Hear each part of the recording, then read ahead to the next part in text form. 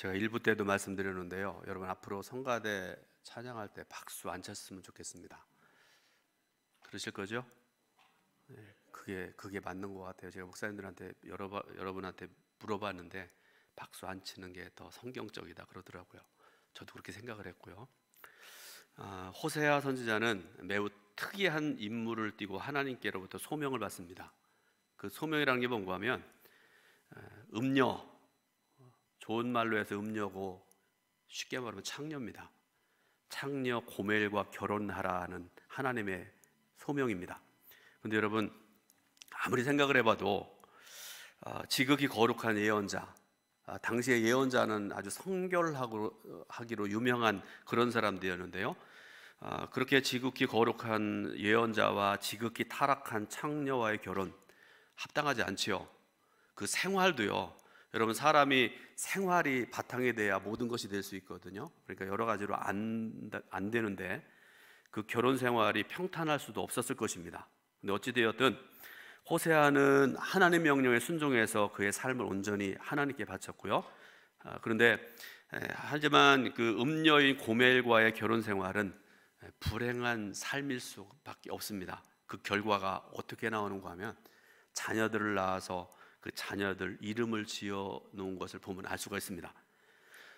둘이 결혼해서 첫째 아들을 낳았을 때요, 그 아들 첫 번째 이름을 이스루엘이라 이렇게 이름을 졌습니다. 그 이름의 뜻이 하나님께서 씨를 뿌리신다 그런 뜻입니다. 그리고 이 이름은 호세아서 전체적인 신학적인 선언을 우리가 알게 하시는 그런 말씀인데, 당시 이스라엘 사람들은 하나님께서 씨를 뿌리시는 것이 아니라 바알이 씨를 뿌린다 이렇게 생각을 하고 살아갔었습니다. 무슨 말씀인가 하면 당시 북이스라엘 왕국이 살던 지역이 우리가 흔히 말하는 가나안 이렇게 얘기하는데요, 가나안 종교는 다신교였습니다. 다신교가 뭔가 하면 여러분 우리가 믿는 여호와 하나님 유일신 하나님이잖아요. 하나님 한 분밖에 없다고 믿고 고백을 하지 않습니까?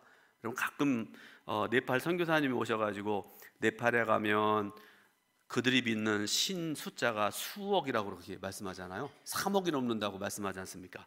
여기에 저기 다 신이 있고 섬기고 그렇게 살아간다는 것인데요, 그게 바로 다신교입니다.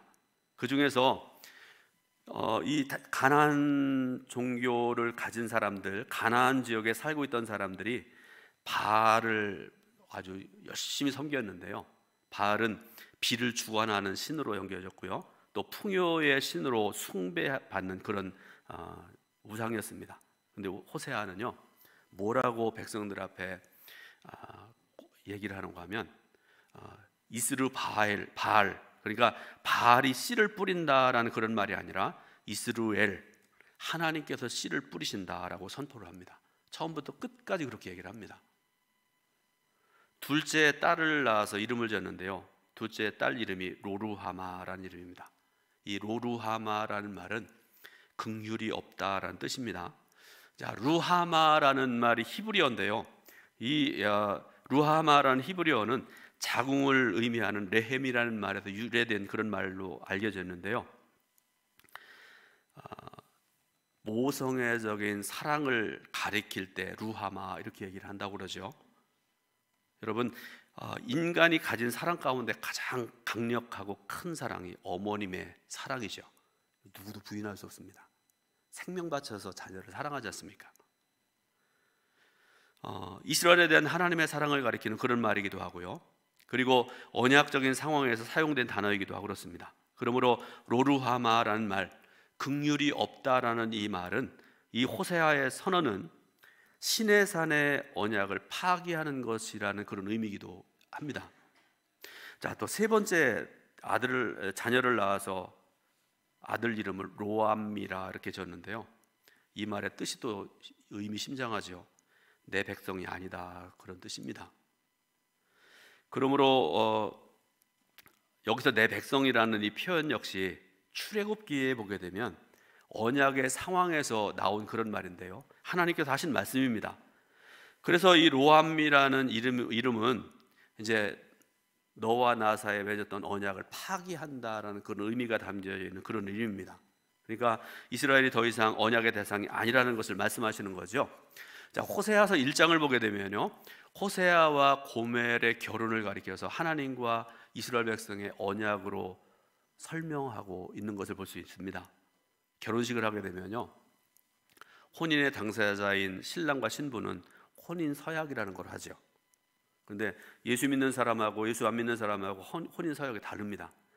예수 믿는 사람들은 혼인 서약을 할 때마다 반드시 들어가는 게 내가 하나님 앞에서 그런 고백을 하지 않습니까? 그런데 안 믿는 사람들은요, 없어요.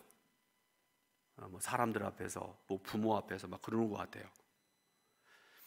자, 그런데 예수 믿는 사람들, 하나님의 백성들은 혼인 서약을 통해서 남편은 아내만을, 아내는 남편만을 사랑하기로 서원합니다, 이렇게 서원들을 하지 않습니까? 서약을 하지 않습니까? 결혼이라는 것은요, 상호 간에, 신랑과 신부 간에 신뢰를 매개로 한 언약입니다. 그런데 호세아는 자신의 아내인 고멜의 음란한 행위로 인해서 고멜이 자신과의 결혼 언약을 깨뜨렸다 선언을 하고 있습니다. 이스라엘 백성들은요, 출애굽하는 과정에서 시내산에 이르렀을 때 하나님과 언약을 체결합니다. 그 유명한 말씀이 출애굽기 19장 20장에 기록이 되어 있는데요, 아주 핵심적인 내용이 거기에 기록되어 있고요, 그 이후에 보게 되면 십계명으로 이게 나오지 않습니까? 그 언약의 핵심은 이런 겁니다. 출애굽기 19장 20장은 여러분 꼭 읽으셔야 되고 알으셔야 됩니다. 내용이 이렇습니다. 이스라엘 백성이 하나님만을 섬기겠다는 그런 것이고요, 하나님께서는 이스라엘 백성의 하나님이 될 것이다. 이게 아주 핵심적인 시내산 언약의 내용입니다. 그런데 이스라엘 백성들이 음행함으로 인해서 하나님과 시내산에서 체결한 언약을 깨뜨려 버렸습니다. 그러므로 하나님께서는 이렇게 말씀을 하시는 거죠. 이스라엘 백성은 더 이상 내 백성이 아니고 나는 더 이상 이스라엘 백성의 하나님이 아니다, 이렇게 선포하시는 거예요. 1장에 그런 내용들이 기록이 되어 있습니다. 자, 그 다음에 2장 2절부터 13절 우리가 읽은 말씀 이전의 말씀을 보게 되면 호세아는 자신의 아내인 고멜과의 이혼 절차를 진행을 하게 되는데요, 그는 자녀들에게 어머니를 고발하라 권면을 해요. 그리고 고멜은 더 이상 자신의 아내가 아니라 말씀을 합니다. 그래서 법정 양식을 도입을 해서, 그러니까 하나님의 율법에 의해서 고멜과의 이혼을 선포하고 있는 것을 볼 수가 있습니다. 그리고 또 하나, 그녀로부터 낳은 세 자녀들 역시 음란한 자녀이기 때문에 더 이상 긍휼을 베풀 수 없다, 분명히 말씀을 하고 있습니다. 이유는 음행 때문에 그렇죠. 고멜이 저지른 음란 행위는 다른 남자를 따라간 것입니다. 여러분, 결혼한 여자가 남편 이외에 다른 남자 따라가면 안 돼요. 반대로 남편도 내 아내 이외에는 다른 여자 쳐다봐도 안 돼요. 한 번만 보시고 두 번 이상 보시면 안 됩니다. 반드시 그래야 됩니다. 그런데 고멜은 자기 남편 이외에 다른 남자를 따라갑니다. 그리고 그 남자를 따라간 이유가 2장 5절 8절에 기록이 되어 있는데요, 그 남자가 자신에게 떡과 물과 양털과 삼과 기름과 술을 준다고 믿었기 때문에 그렇게 했다, 이렇게 말씀을 하세요. 그런데 여러분, 실상은 고멜에게 그런 것들을 준 것이 그 남자가 아니라 남편인 호세아가 그에게 주었다, 그렇게 성경이 말씀을 하고 계세요. 그런데 어리석은 여자는 그것을 알지 못했고 그 결과로 호세아는 고멜에게 가늠한 여인이 받게 될 처벌의 절차를 따라 준 것을 다 뺏어버리고요, 벌거벗겨서 그 여인을 쫓아낸 것이죠.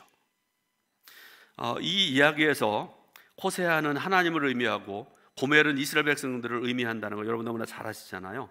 근데 문제는 이스라엘 백성이 하나님께서 자신들에게 모든 풍요를 가져다 주셨다는 사실을 깨닫지 못했다는 것에 있습니다. 그러므로 하나님께서는 이스라엘 백성에게 준 모든 것들을 빼앗을 것이고 이스라엘 백성은 거기에 상응하는 형벌을 받게 될 것이다, 하나님 말씀하십니다. 그런데 여러분, 여기서 끝났으면은 참 어렵고 힘들고 불행한 일일 수밖에 없는데, 저와 여러분들이 믿는 여호와 하나님, 또 이스라엘이 믿는 하나님은 공의보다 사랑과 자비가 더 많으신 하나님이십니다. 언약에 의하면 당연히 이스라엘로부터 모든 것을 빼앗고 영원한 형벌을 받아 마땅한 것이죠. 그러나 하나님은 그렇게 하지 않으십니다. 하나님께서는 이스라엘 백성들이 돌아오기를 기다리십니다. 돌아와서 회복할 수 있는 절차와 조건을 제시하시면서 그 크신 사랑을 보여주고 계세요. 호세아서 전체가 그 내용입니다. 이스라엘을 용서하시고 회복시키고자 했던 하나님은 이스라엘 백성을 데리고 다시 결혼식을 올렸던 첫사랑 장소, 그것이 거친 광야로 말씀을 하시는데요, 14절 후반부에 보게 되니까 그 장소로 백성들을 데리고 가서 말씀을 보게 되니까 말씀으로 위로하셨다, 이렇게 말씀을 하고 있습니다. 그러고 난 다음에 세 가지 축복을 하고 계시는데요, 첫 번째로 내가 너에게 포도원을 줄 것이다, 이렇게 말씀을 하세요. 여러분, 이스라엘 백성들에게 포도원은 전부예요. 두 번째로 오늘 본문과 관련된 그런 말씀인데, 아골 골짜기로 소망의 문을 삼아 주시겠다, 이렇게 말씀을 하세요. 여러분, 아골 골짜기 많이 알고 계시잖아요. 그 뜻이 뭔지 아세요? 괴로움, 절망을 상징하는 말입니다. 그런데 하나님께서는 그 괴로움의 골짜기를 소망의 문으로 삼겠다, 이렇게 말씀을 하십니다. 세 번째로 말씀하시는데, 하나님은 소망의 문에서 이스라엘 백성을 응대하기를 과거에 이스라엘 백성이 애굽에서 올라올 때처럼 하겠노라, 이렇게 말씀을 하세요. 그때처럼 사랑하고 베풀고 은혜 충만케 하시겠다, 그런 말씀이죠. 본문은 바알 숭배가 절망의 뿌리라고 말씀을 하십니다. 여러분, 바알이라는 것은요, 단순한 신의 이름이 아니라 당시에 가나안 사회의 전반을 뒷받침하던 제도화된 만몬주의의 상징이었습니다. 만몬주의가 뭔지 모르시는 분도 있을 텐데 조금 이따가 설명을 드릴게요. 호세아 선지자가 활동하던 시기에 이스라엘 사회에는요, 하나님께서 약속하신 가나안 땅에 들어가 살고 있는 상황 아닙니까? 그죠? 약속의 땅에 다 들어가서 지파별로 나누어서 살고 있는 그런 상황이었습니다. 그런데 거기다 더 큰 은혜는 뭔가 하면, 호세아 선지자가 활동하던 시기에 북이스라엘 왕국은요, 물질적으로 가장 풍요를 이루고 살아가는 그런 시대였습니다. 먹을 거 부족함이 없고 좋은 집을 짓고 그렇게 살아가는, 마치 신명기 8장 11장에서 말씀하는 것 같은 그런 풍요를 누리고 살아가는 그런 시대였다, 그런 말씀이죠. 그런데 언제나 사람이 문제인 것 같아요. 사람의 욕심이 끝이 없습니다. 더 많이 가지기 위해서 가난한 사람들을 억압하고 하나님과 언약의 매개체인 율법을 무시하는 삶을 살아갑니다. 그런 백성들을 바라보고 그런 지도층을 바라보는 호세아 선지자, 거기에서 절망을 보게 된 것이죠. 여러분, 조금 전에 제가 만몬주의라는 말씀 드렸잖아요. 만몬주의, 이 말은 부정적인 의미의 부유함을 나타내요. 하나님께서 이미 내게 많은 물질을 주셨는데 만족을 못하죠. 여러분, 하나님이 얼마 주시면 여러분 만족하고 사실 것 같아요? 10억 정도면 될까요? 근데 사람들은 일반적으로 거기에 만족을 못한답니다. 자, 부정적인 의미의 부유함을 나타내는 것이 이제 만몬주의인데, 우리가 흔히 쓰는 말인 무력주의, 배금주의 등이 여기에 해당하는 것인데, 이 말의 또 의미는 뭔가 하면 돈이면 뭘 해도 괜찮고 괜찮다는 뜻입니다. 내가 죄를 짓고도 상상을 초월한 돈을 갖다 앵기면 된다는 그런 생각이죠. 이 배금주의, 만몬주의의 특징이죠. 그런데 여러분, 물질적인 풍요라는 것은요, 많은 경우에 우리에게 많은 편리함을 주고 이익을 주기도 하고 그래요. 주머니에 여러분 돈을 두둑히 넣고 나가면요, 사람이 단단해져요. 어깨에 힘이 싹 들어갑니다.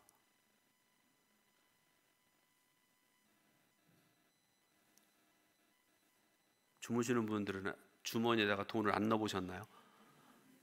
일반적으로 그런 것 같아요. 돈이 좀 있으면 어깨가 다 힘이 들어가고 그런 것 같습니다. 그런데 여러분, 그런 편리함도 주고 당당함도 주고 이익도 주고 그러지만 결국에는요, 이런 만몬주의에 빠져있는 사람들이 가지고 있는 이 물질은요, 우리의 영혼을 망가뜨리고 우리의 삶을 망가뜨립니다.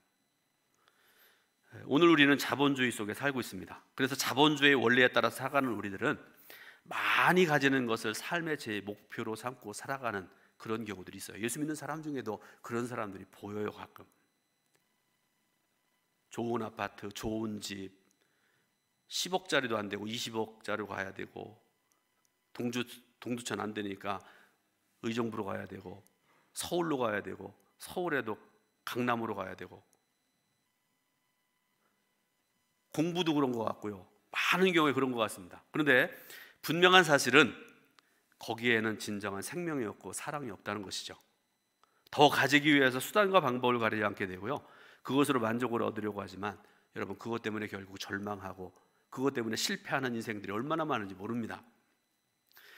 오늘 우리 사회에서 회자되는 그런 말들을 보게 되면요, 희망의 말들보다는 절망의 말들을 많이 하고 있습니다.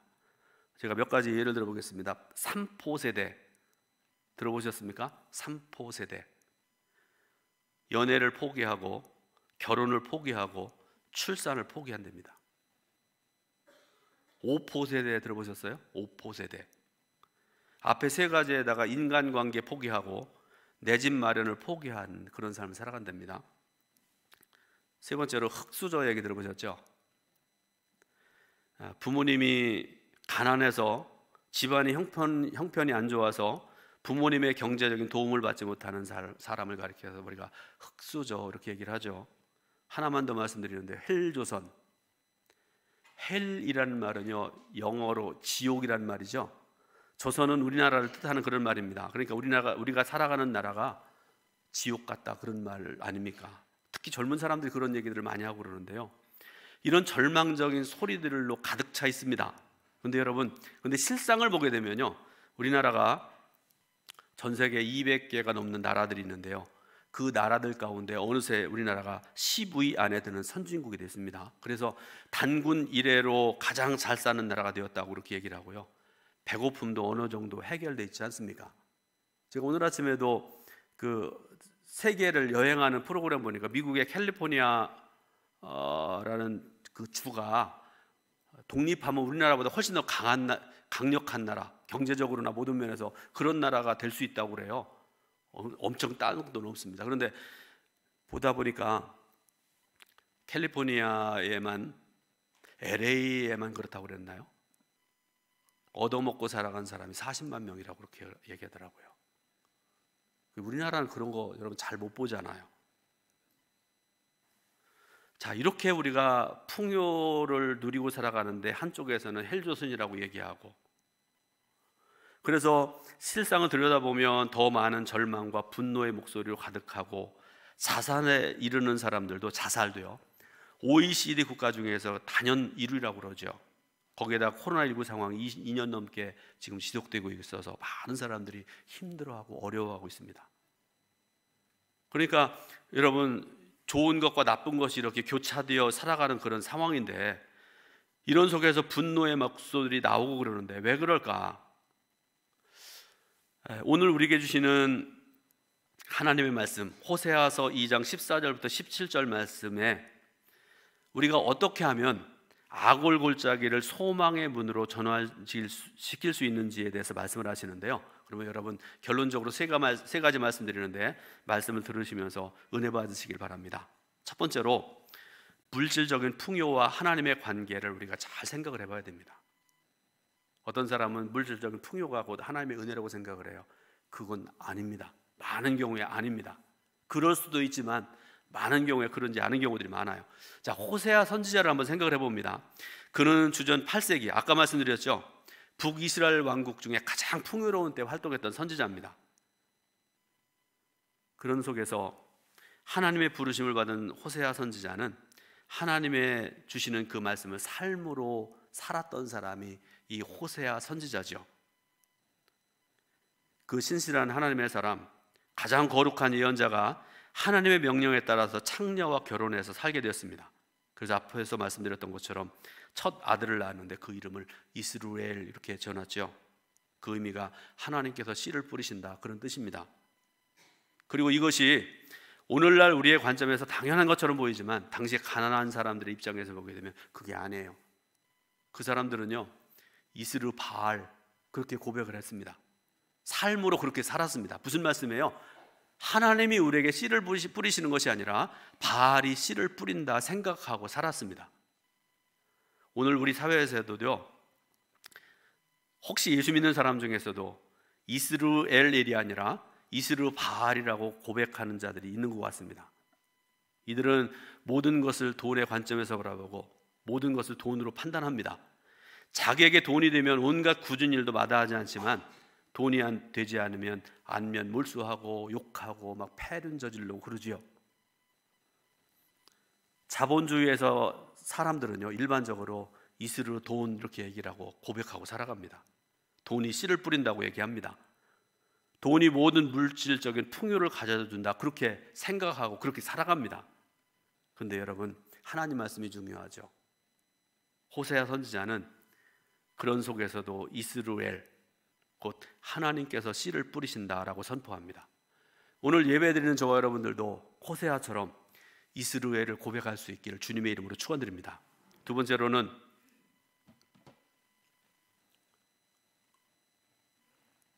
광야로 가라, 하나님께서 말씀을 하십니다. 하나님께서는 음란하게 우상을 숭배하는 이스라엘 백성들에게 심판을 선포하십니다. 여러분, 아내가 음란한 짓을 저질렀을 경우에 간음죄가 성립되잖아요. 근데 아쉽게도 우리 한국에서 간음죄가 없어진 건 아시잖아요. 어쨌든 율법을 보게 되면 간음죄가 성립이 됩니다. 그래서 하나님께서는 율법 규정에 따라서 이스라엘을 처벌하시는데, 그런데 여러분, 하나님은요, 궁극적으로 이스라엘을 버리지 못하세요.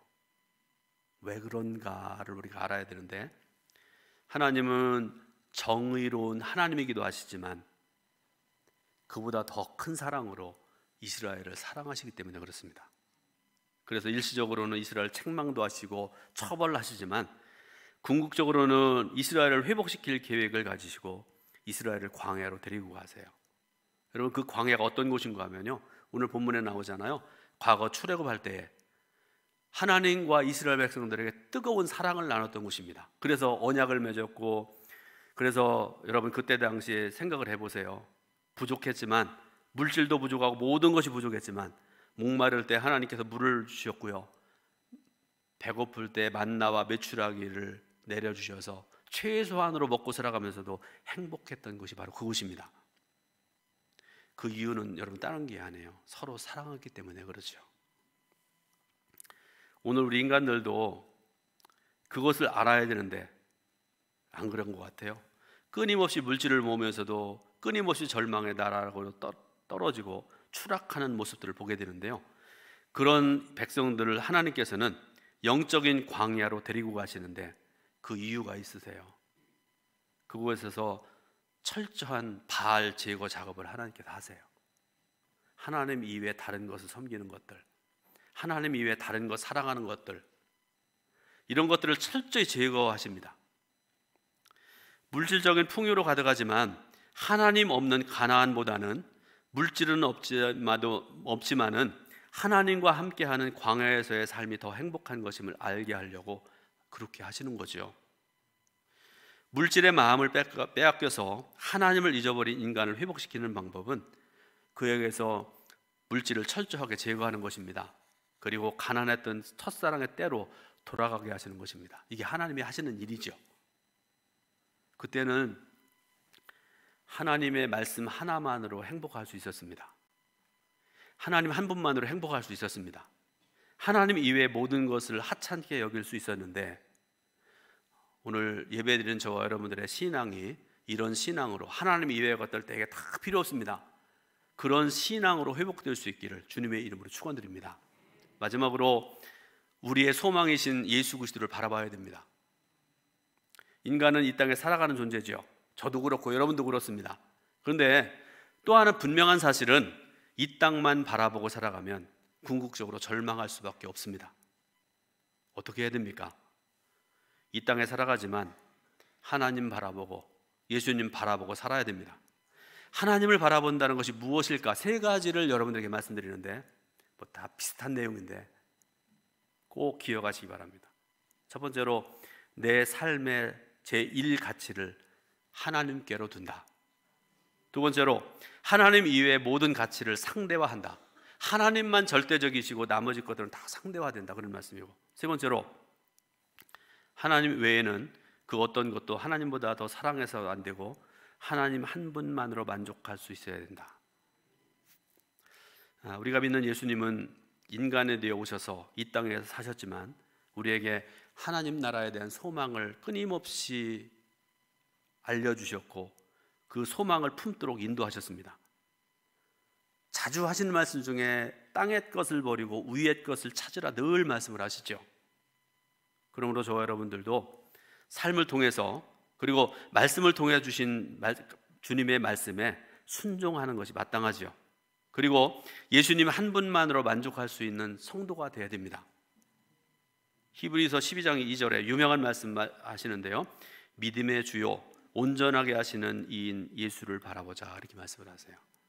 오늘 여러분들에게 눈에 예수님만 보이시기 바랍니다. 위의 것을 바라보는 그런 삶을 살아가시기를 예수님의 이름으로 축원드립니다. 기도하겠습니다. 하나님 은혜를 감사드립니다. 귀한 예배 드리게 하신 하나님, 예배 드리면서 주시는 귀한 말씀 듣게 하시니 진정으로 감사드립니다. 말씀 들은 대로 행하고 실천하고 거룩해지고 아름다운 삶을 살아가는 우리 성도들 모두가 되게 인도하옵소서. 예수님의 이름으로 기도드립니다. 아멘.